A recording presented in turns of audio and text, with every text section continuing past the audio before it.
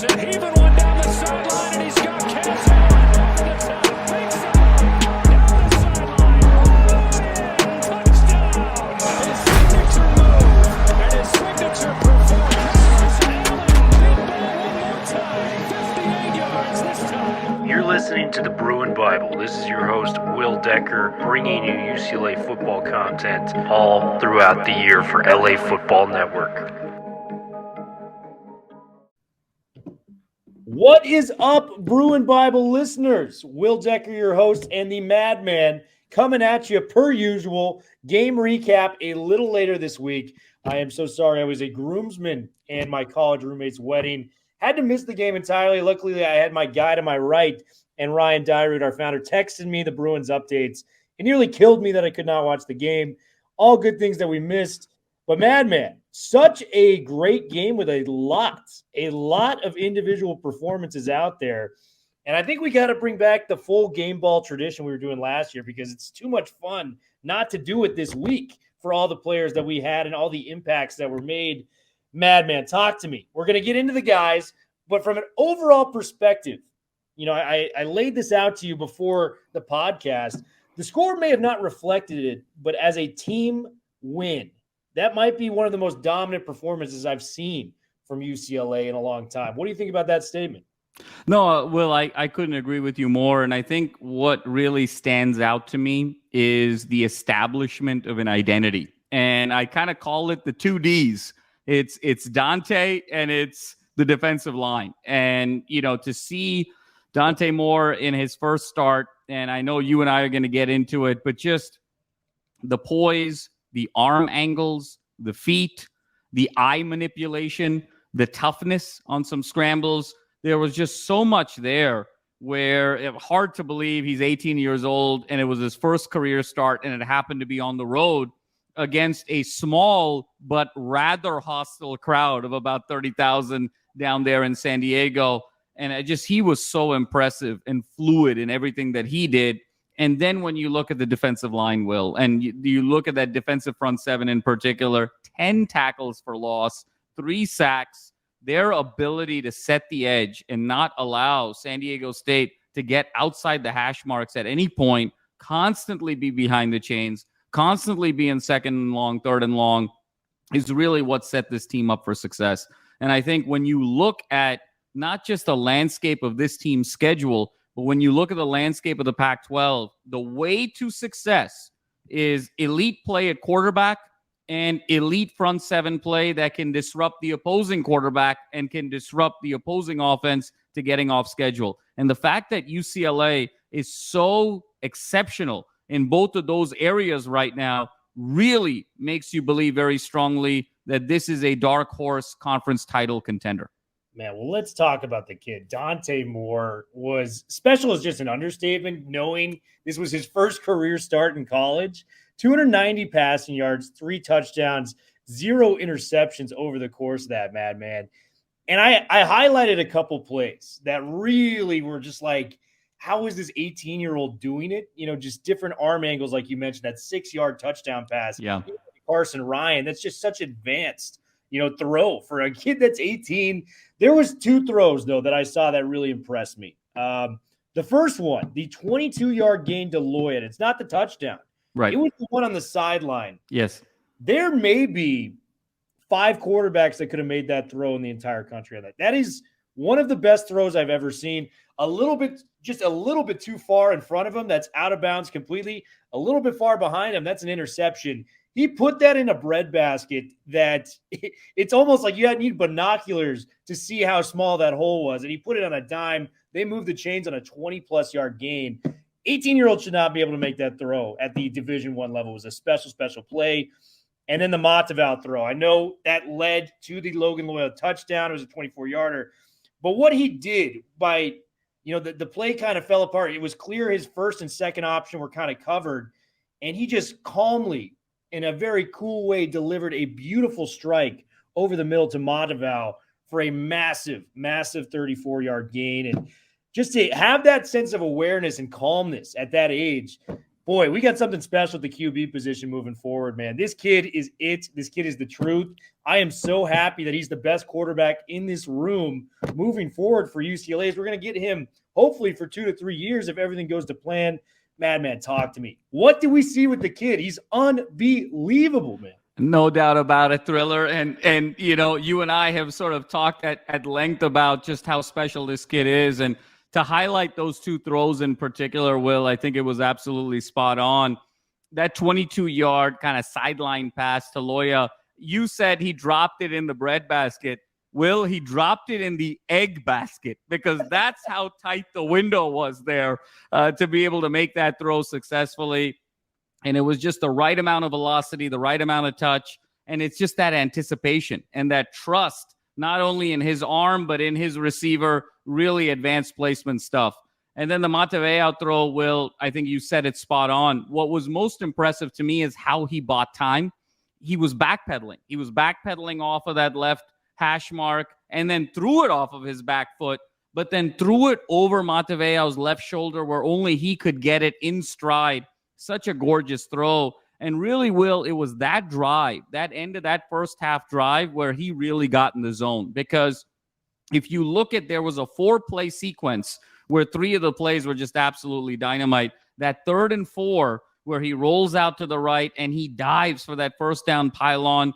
Yeah, he's still skinny. He's still sort of growing in his body. But to have the guts, to have the toughness, to dive for that pylon, and then have the mental awareness on the very next play, knowing that might have been a questionable call. He got to the line right away and kind of threw an incomplete pass just to get the play started so it wouldn't be reviewable. Then he hits Mataveo on that gorgeous ball where he's backpedaling and then gets the team to the line very quickly in tempo and then finds Loya where Loya makes a beautiful adjustment in the back of the end zone.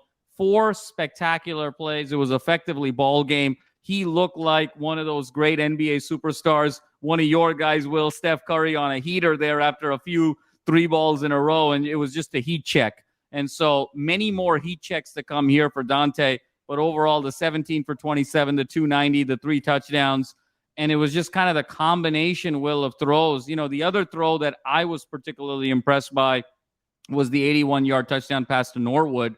Not necessarily because it was, to the naked eye, Will, that one looked like a bust, a coverage bust. But if you really zoom into what was happening there, Norwood, went outside in on the move. It was outside slant back inside.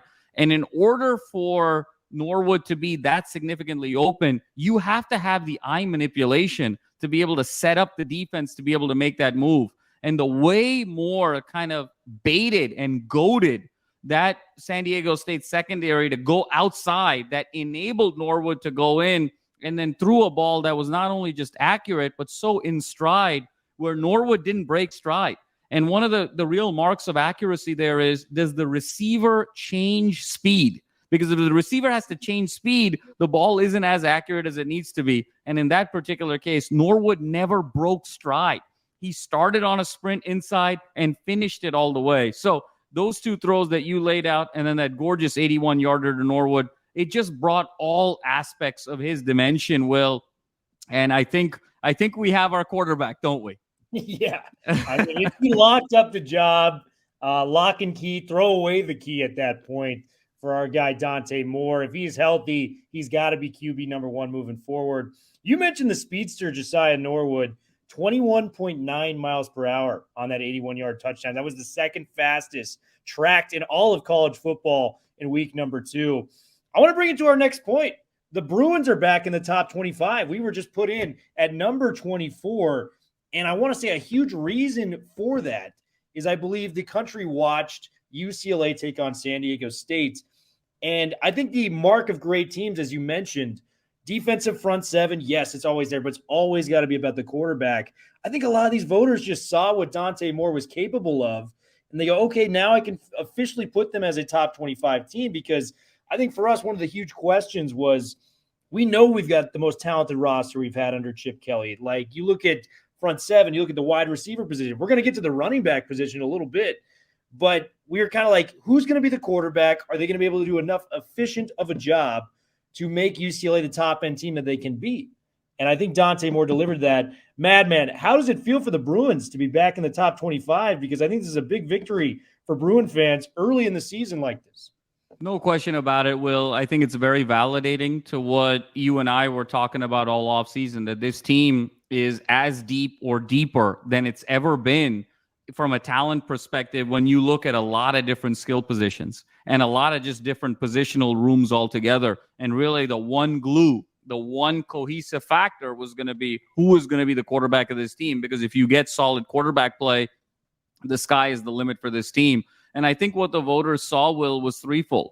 They saw an 18-year-old kid who's ready for the moment. This moment is not too big for him to be able to go on the road in a hostile environment and play a quality opponent with a quality coach like Brady Hoke, who is so respected in college football circles, had his run with Michigan, brought San Diego State back to relevancy, and to be able to win that game by 25 points in the modern college football era of especially a West Coast football where you're holding a team to 10 points, Will, in today's day and age, I don't care who you are. It is hard to hold a team to 10 points. So to see Dante in a hostile environment, to hold this team to 10 points, and then on top of that, Will, I think the Pac-12 had an outstanding showing over the course of the first 3 weeks. They got all the way to 17-0 as a conference before a couple of stumbles there in the non-conference. So I think there's a lot of respect this year for the Pac-12. I think there's sort of a West Coast bias the other way. I think the combination of this being the last year in the Pac-12 and so much notoriety that that's gotten, it's made people more aware and more tuned in to the teams that are out there. And so you see a really strong conference. You see a great quarterback. You see a great front seven. There's no reason this team shouldn't be top 25. And hopefully this is just the beginning for a significant climb up these rankings. And get this stat that Ben Bolch, friend of the show, just tweeted out. Dante Moore ranks second in the country in yards per completion at 18.04, 10th in passing efficiency, and he's already 22nd in passing TDs despite splitting time with two other quarterbacks. So he's doing a special job in his early run at UCLA. And Will, the one thing I'll say there, off of the 290 yards, Will, off of the 17 completions, Sturdivant didn't even really be a factor this game. And so the fact that Moore is able to still generate such big plays through Norwood, through Loya, through Mataveo, and not necessarily have to always be relying on one guy. And, you know, he got Ford involved a little bit there, you know, second and third quarter, I think really speaks to how mature this kid is. Because it's one thing if you're peppering the ball to one player. There used to be those USC teams in the 2010s, Will, where Lane Kiffin would only throw it to Robert Woods the first 3 or 4 weeks of the season, or only throw it to Marquise Lee. You saw that a little bit with Alabama, with Amari Cooper and with Devontae Smith early in the year, especially when you have a young quarterback trying to break in. The fact that he could get the same yards per completion in week 1 as well as in week 2, when J. Michael Sturdivant is 5 for 136 week 1, and you have another sort of wide receiver by committee in week 2. That is what is so impressive about this young man. Yeah, man. And just so many good directions we can go with this. I mean, we could even go with Muasau, who was Senior Bowl Defensive Player of the Week this week. We could go with, you know, the first in the nation in sacks, second in tackles for a loss, and Laiatu Latu next. We can go Logan Loya. We can go the running back room. But the guy I want to start with, man, Alex Johnson. We were on this guy early. You know, we saw it in spring ball. We were talking with Pops. And we both walked out of camp going, is it crazy that a 6-year walk-on, we feel the most confident about him in the secondary. And boy, did he deliver 2 interceptions massively to seal the game for UCLA this weekend. Defense has 5 total picks through 2 weeks. It feels like DeAnton Lynn is leaving his imprint on this defense through 2 games, if you will. Talk to me about Alex Johnson, because I was so impressed with him. He's a guy that's very similar to Josiah Norwood, where we only get to see little spurts before this season, but every time you saw him, you felt very confident in his ability to perform. Alex Johnson, that is an understatement for this kid. He went out and balled this weekend against San Diego State. Give me your thoughts on Johnson, man. So happy for him, Will. Obviously, you and I have spent a fair amount of time covering him in the spring, getting to know his pops, getting to know some of the folks around him. and kind of the perspective that he comes from. And I think that just there is so much there. And when you kind of talk to the people near him, everyone was like, this is the year we see it all coming together, because he's got the talent, he's got the work ethic, and it just sometimes it takes a little time for it all to gel. And what's so impressive about Johnson, A, is the closing speed, B, is the hands, C, it's the instincts. He's always in the right place at the right time. And then D, it's that competitive spirit of not willing to back down. And you saw all four of those elements come to play against San Diego State to salt that game away with the 2 interceptions. And you and I, Will, both walked away at the end of spring, at the beginning of fall, saying, look, of all of the guys in the secondary, and it was a battle, is it crazy to think that Alex Johnson may be number 1 defensive back? And when you talked about those battles with Sturdivant in the spring, who was the guy that was kind of consistently standing up to him and giving him a hard time? It was Alex Johnson. And so it just shows that the hard work is paying off. I'm so happy for him. And he did an absolutely outstanding job, because there was a lot of smarts in where he positioned himself on the field there, Will, where you knew in the second half, San Diego State is not really a throwing team. Maiden is a guy who gets a little bit uncomfortable throwing the ball down the field. They were forced to throw it frantically. Alex Johnson saw the tendencies. Maiden always rolls left. He throws across his body down to the middle of the field more than he should. Where was Alex Johnson sort of positioned? Right there to sort of seize the moment and be opportunistic. Couldn't be happier for him. And I think this is the building block in what should be a really terrific season. Yeah, and we had him as an all Pac-12 performer coming into this year. It was kind of our sneaky pick. Yeah. I think a lot of people may have thought it was controversial at the time. He looks outstanding. I am excited to see him go up against some of the more premier receiving corps in the entire country, and I have complete faith that he's going to deliver for UCLA.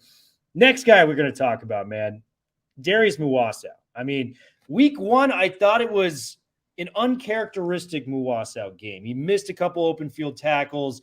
It just looked like he was shaking the rust off. And boy, did he bounce back in a huge way. Huge tackles for a loss. He had 3 of them, the sack and the interception on the goal line, man. I mean, how many times did we talk about this last year? The interceptions he made against Utah, against Washington, those were game-changing plays by Muasau. And to do that at the goal line, a la like Malcolm Butler. I mean, did Maiden learn anything from Marshawn Lynch not getting that ball at the 1? I mean, this is common knowledge. Run the ball at the 1, but Muasau made a heck of a play. And like I mentioned before, man, this guy was the Senior Bowl Defensive Player of the Week this year, and not only for the Pac-12, for the entire country. Talk to me about what you saw from Muasau, because he was everywhere. Will, he was such a disruptive force. I mean, he was in the San Diego State backfield seemingly before the running back would even get the ball. I mean, it was absolutely unbelievable. And he just sort of had timed the snap. He was coming around the edge. He was so disruptive. And this is the Darius Muasau we've grown to know and love, not just over the last year plus with UCLA, but in terms of his statistical output prior to UCLA, in terms of having now hopefully 300-plus tackle seasons. And that was the game cincher, Will. That was the other key sequence in the game to me, was in that second half, when obviously the one blemish for Dante was kind of the strip sack. Ball goes all the way to the 1-yard line. Here you go. It's 1st and goal at the 1. And you look at a situation and say, well, hey, if San Diego State punches this in, maybe goes for 2, you're potentially looking at a 28-18 game with a quarter and a half to play. And the defense, led by Muasau, did such an outstanding job of stuffing San Diego State twice on 1st and goal, 2nd and goal, and then setting up on 3rd and goal, the interception off of the tip, off of the kind of the contested ball there, and Muasau having the nose for the ball and the toughness to close that play. Just absolutely incredible, Will. He is the anchor of this defense. Latu is the game breaker. He's the pass rusher. He's the disruptor. But in terms of just overall anchor, the guy who can get into the backfield, the guy who's going to close the speed laterally off of tight ends, off of backs, the guy who's going to drift back into coverage and really create confusion in terms of traffic patterns and passing lanes. It's all Darius Muasau. And what a spectacular game. 6 tackles, 3 tackles for loss. And he was really kind of that stepping stone for the likes of Grayson Murphy to have 1.5 tackles for loss, for Latu to have his 2.5 tackles for loss, for Kane Madrano to come off the edge on the weak side because everyone was so worried about Muasau.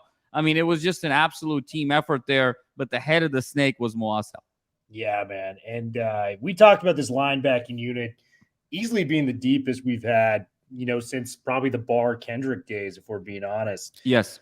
Oladejo, double-digit tackles, really exploded on the scene this week. Kane Madrano, you mentioned it, man. That first tackle for a loss really got the defense going, and that was eventually what led to the first punt of the day for San Diego State. So Kane Madrano making big plays. Linebacking unit was in full swing. And, dude, I think we just got to go to Latu. Are you ready to – because we posed it in the Over-Under podcast. Yep. 13 sacks. And we're like, that's a lot. That's a huge number. I know he wanted 15. Will it happen? Explodes on the scene. He's got 4 sacks in 2 games. Are we ready to change the mindset on Latu? Because game record is not even it's not even an accurate description of him. It's like you're going to have to block this guy with 3 different guys if he keeps doing what he's doing right now. Will, at the rate he's going, he's going to have 13 sacks by the end of the month. I mean, so it's, forget at the end of the year, just the way he's going right now. And it's unbelievable. His instincts are he's so dialed in right now. And I think it feels like he's lost maybe 5 pounds, but he's looking even leaner than he did last year. And I think there's just an explosion that's even more enhanced than last year. And I think where I see a huge difference is in the lateral speed, is in the counter pass rush moves. You and I kind of talked about this a lot last year. We had a lot of great straight line rushers, and Latu was a great straight line rusher. And where kind of maybe the lack of variety got UCLA in trouble in that Delora game against Arizona, when Delora could basically sort of get out of sequence a little bit, and those straight line pass rushers really struggled. That is not the case anymore with Latu. He has counters. He's got variations. The lateral quickness is different. He's got a lot more trust in his feet. And you're just seeing it. There's just no way to sort of guard him. He goes to the outside. He swims back inside. He's got the counters. And then he's such a havoc on one side of the field that then it opens the door for the Murphy twins, and it opens the door for Madrano, and it opens the door for the likes of Toya to be able to clog up the middle. It is going to take a Herculean effort, a gladiator effort at this point for me, Will, for somebody to try and dethrone him as Pac-12 Defensive Player of the Year. And I just want to say, I made a bold statement about this defensive line. When do you not? Will Decker is nothing if he's not bold. Oh, man. Yeah, I'm like Guinness, baby. I'm just all about the boldness, baby. But, dude, I made the statement, best defense, could be the best defensive line. I never said would be, could be. Through 2 weeks, PFF has UCLA ranked as the number 1 pass rush in the NCAA. So let's sit on that just for a little bit with that.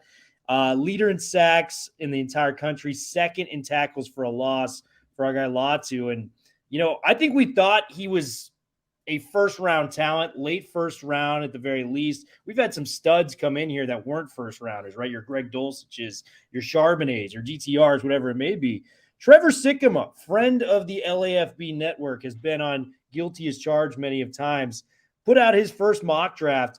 He's got him going number 8. Top 10 pick would be the first. It's wild for UCLA since Josh Rosen. So what Latu is doing is unbelievable at so many different levels. So we've gotten through our guys, Dante. We've gotten through Alex Johnson, Latu, Muasau. Let's swing it back to the offensive side of the football, man, because I think it's going to be fun. We have a legit thunder and lightning combination with Carson Steele and our guy TJ Harden. And, I think we were both a little higher on Harden. And if you're looking at it from a small sample size, I think Harden, less carries, more yards. But, man, I was impressed with Steele. Steele was a thumper out there in the football field this week. That 3rd and 25 play, he didn't get the first down. He went right to the yard. I think that defensive back from San Diego State is still feeling that truck stick that he laid on him out there, man. Beautiful run. He had that 13-yard touchdown going for UCLA, on a beautiful T formation. And then we talk about the 59-yard run from TJ Harden to kind of match that. So you have the speed of TJ Harden, just an electric playmaker.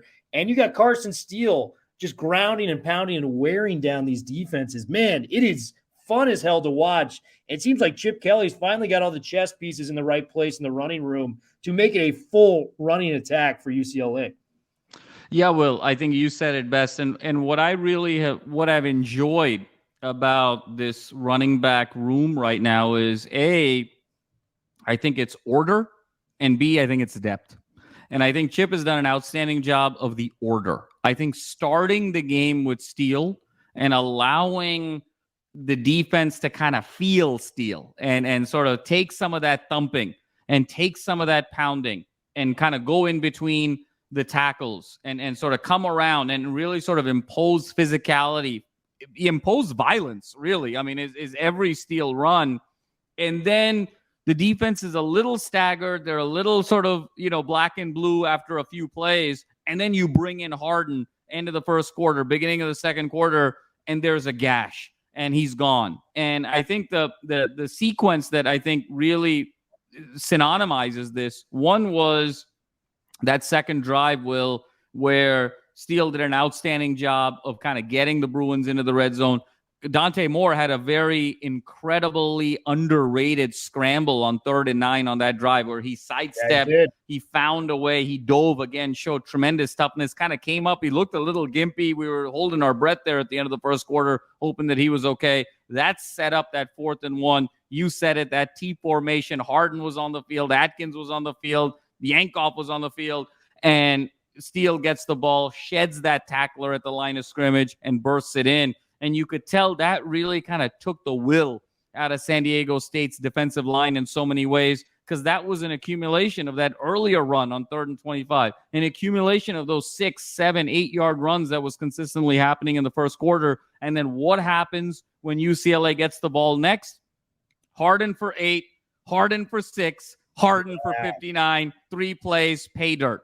And that sort of variation of that sort of thumping and then the speed, the thunder and the lightning, I think is working huge dividends for UCLA. And what I really like is that Chip isn't kind of messing around with other backs. We thought that maybe Atkins would get more run. I was very high on Yankoff in the spring, Will, but I think the fact that he is sort of allowing these two running backs to get the lion's share of carries is enabling, I think, both of them to get enough of a lather, be in a position where each guy's getting 10 to 12 carries a game, where they feel like they're in a flow, and that thunder and lightning works out really well. It really does, man. And, 9 carries, 91 yards and a touchdown for Harden. Carson Steele, 12 carries, 84 yards and a touchdown as well. So they are running at a high level, and I don't even think we've seen the peak of what they could potentially do.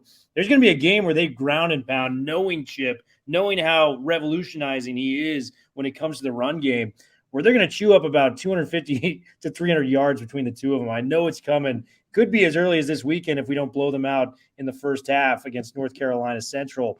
Well, Will, that's a really interesting point that you bring up, because I think one of the elements to the Chip Kelly offense the last few years has been their inability to protect leads in the second half.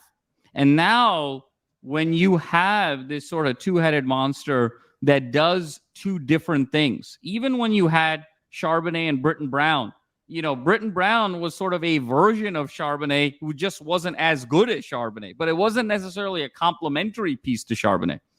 But here you look at two guys that are so complementary of one another. And then when you factor in the new rules, Will, where the clock now is continuously running even after getting a first down, I think it opens up an opportunity here for UCLA to be able to protect leads much more significantly into the second half of games than they were able to do, not just last year, but in years past. I'm really excited to see how that plays out. Yeah, man. And, we'll be able to milk the clock if those guys are running like they were this weekend for UCLA. Big time performance from Logan Loya. And this was kind of something we had seen in small doses. We saw the touchdown in the bowl game against Pitt. We saw the game-sealing touchdown against Utah. Very similar to Norwood and Johnson in the fact that when he did touch the ball, good things happen in those small doses that we saw from him. So to see him kind of get a more of a volume performance made that incredible acrobatic touchdown catch right after the Matavao one in a hurry-up offense type of mode. We mentioned the catch towards the sideline. The one play that Dante had where he did an inverse rollout where the defender fell over and he just hit Loya inside for a 20-plus gain. I mean, like the advanced technique of Moore to do that and for Loya to come away with that, just special stuff. But I want to pose this to you. Do you think Loya may have gotten to wide receiver number 3? Because we came into this season knowing it's going to be Sturdivant, it's going to be Ford on the outside, and kind of that slot, it's very kind of thin who is going to pick between Cam Brown, TMA, Loya, and I guess Josiah Norwood as well. But Loya was the guy with the most catches on the team this week. Yeah, no, I think Loya filling in as that number 3 slot guy will make so much sense. Obviously, we've seen flashes from Loya. You mentioned it, the Utah game last year, the bowl game. How about that Colorado game at Colorado last year where he caught that great touchdown pass at the time where you and I thought that might have been the greatest single throw DTR had made in his career to that point was to Loya. I think that Loya fits in very nicely in this third slot position because his slender build, I think, allows him to be able to find soft spots in the zone, to be able to kind of find patches where he can sort of catch balls short. But then his speed allows him to sort of set up that counter where he can kind of bait a defense to stay kind of underneath and then blow the top off. And so I think that's a very unique skill set. And when you look at where this team is right now, Will, we haven't seen a ton of Cam Brown. We haven't seen a ton of TMA. Reports are today, Jaden Marshall is now starting to practice with the secondary, Will. And so there's a look here that, hey, maybe Jaden Marshall isn't going to be playing wide receiver anymore. He's moving forward. Obviously, Keegan Jones moving into kind of that slot role, but we haven't seen much of him either. So it really feels like this is an opportunity for Loya to solidify. I know that Kyle Ford has caught balls in bunches over the first 2 games, but I really do see a world here quickly where Kyle Ford firmly becomes wide receiver 2 in some critical moments. And then I think Loya sets that up so nicely as the third wide receiver. Yeah, and these are all just preliminary games to Pac-12 play. And boy, do we kick it off with a doozy out in Salt Lake City. Oh, man. Stadium against Utah. We got to be talking and communicating during that game, man. Maybe we even find a way out to Utah or maybe one I think so. It's going to be a hell of a game. Game balls. We talked about at the beginning. I'm going to give the 5 out. Dante Moore, easily. Latu, easily. Muasau, easily. Alex Johnson, easily. And then who's that 5th one? I mean, we can go in a variety of different directions. Harden, Steele. We can go with Oladejao, who could be there. Am I missing somebody, or who would you think would get the 5th game ball? No, Will. I would go with Oladejao and the 10 tackles. 10 total tackles. He was such a disruptive force, made tackles all over the field and did a really nice job. He was matched up on their tight end a number of times and kind of limiting those balls to just 4-yard gains, 6-yard gains, made things very, very difficult on their tight end. Really didn't get San Diego State in a rhythm. He was chasing Hayden all over the place. Hayden got away a few times, but forced Hayden to kind of throw some of those balls across the middle. So I think Oladejao, for me, is that 5th game ball. Yeah, I think it's a great pick. Kamari Ramsey, got to give a shout-out. That 3rd and 1 pitch play to Armstead absolutely blew that up. I've been thoroughly impressed with the redshirt freshman out there for UCLA at the safety spot. So he's an honorary 1. Obviously, Loya, honorary 1 as well. Madman, always great to recap these games with you. We're going to have another one coming up this week, probably talking with somebody from the North Carolina Central space, just to get you guys educated on the matchup. I'm feeling very confident coming into this game, but you guys never know. We got to be prepared. You got to treat every game the same, and hopefully UCLA can do that.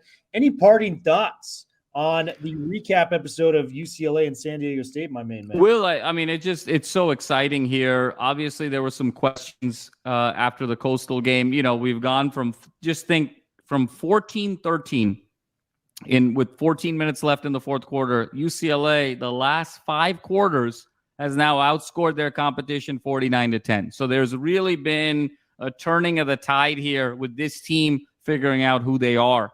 And I think it's going to be really fascinating moving forward, Will, how Chip manages the next 2 weeks. Because you're going from NC Central to then Utah. And so I think this was such a key game. I think game one was more of an exploration game to see who's in my rotation, who's going to win some of these jobs, where things were sort of contentious in the spring. Game two felt like this was the true rotation. And I think game three, we're going to kind of go back to a lot of guys by committee because it is a significantly greater opponent. But I also don't think Chip wants to tip his hand in any way, shape, or form going into Utah right away. So I expect us to see 3 quarterbacks against NC Central, see 5, 6 running backs, see a bunch of wide receivers, a bunch of guys on the defense, because I think Chip is really setting up the game after the game. And so it's going to be really fascinating to see those rotations moving forward. Really, really exciting time here. And again, when you look at the landscape, Will, this Pac-12 right now and how loaded it is, there is not a definitively better quarterback than Dante Moore. Obviously, Caleb Williams is phenomenal, Penix Jr., Bo Nix, but there is not a quarterback that's a standard deviation better than Dante Moore. And I don't think there's a single defense outside of Oregon State that is as physical in the front seven as UCLA. And when you put those two ingredients together, there is really a significant opportunity to make a lot of noise. A lot of noise indeed, UCLA. Don't contain your excitement. This could be the year for us, man. We got to get up and rise. Keep an eye out for 2 guys to watch in Saturday that are true freshmen that could be some of the future players for UCLA that really make a difference. I'm going to look out for Jeremiah McClure, a guy that I saw that enrolled early that really played well in spring ball. Keep an eye out for him. I think he's going to get some time if the game trends as we think it will against North Carolina Central. And Grant Bucky, man, this guy is way too big to keep off the field. 6'6", looks like a legit 265, 270. And man, he was making some plays in spring where it's like, if our defensive line wasn't arguably the deepest in the Pac-12 this year, you'd probably be seeing a lot more at Grant Bucky. So keep an eye out for those 2 guys. I'm really excited to watch UCLA go to work this weekend. And Will, the one last thing I'll say before we close, I'm also looking for a very comprehensive game from the secondary because the first 2 weeks, it's been sort of feast or famine. You know, obviously we're talking about the 5 interceptions. Obviously Muasau's got 1, but the secondary with the other 4. But they've also had their share of sort of whiffing and missing. When you even look at the San Diego State game, they dropped the touchdown, Will. They dropped 2 touchdowns, actually. You know, there were sort of 11 points right there for them to be had that really had nothing to do necessarily with, you know, UCLA's coverage per se. So I would like to see that feast or famine nature go away and for the Bruins to win some more individual matchups on the outside from a secondary perspective and really just kind of shut it down this week with NC Central. Yeah, and they will have their hands full in some regard with Davius Richard, the starting quarterback, coming from North Carolina Central. Bruin Bible, we are officially out. Make sure you guys are liking and subscribing and tune in to us on Fridays on 1090 The Mightier. We've got a new segment coming each and every week, so stay tuned for all of that between myself and the Madman. Bruin fans, we're back in the top 25. Let's enjoy it for now. Let's regroup against North Carolina Central, and let's go out and beat the living hell out of Utah if we can. Best of luck to all. We will talk to you guys later in the week. Bruin Bible listeners, we've got a special sponsor for today's episode. It is AG1. AG1 has been something that I've really enjoyed using in my spare time. 75 high-quality vitamins, minerals, and whole source food nutrients in one scoop that you can use into your water. You stir it up. I use it before my workouts, before I start my day, and it has totally given me the energy I need to do the little things in life, like going to work, getting extra, an extra boost, a second wind, if you will, for a workout. Before I play pickleball with my friends, just it puts you in a good spirit of mind, and you're doing the healthiest possible thing by putting AG1 in your body. Make sure to check us out and get a special deal with the Bruin Bible. It's www.drinkag1.com/Bruin Bible to get the special deal that we provide. Once again, www.drinkag1.com/Bruin Bible to get that special deal. Now, back to the Bruin Bible.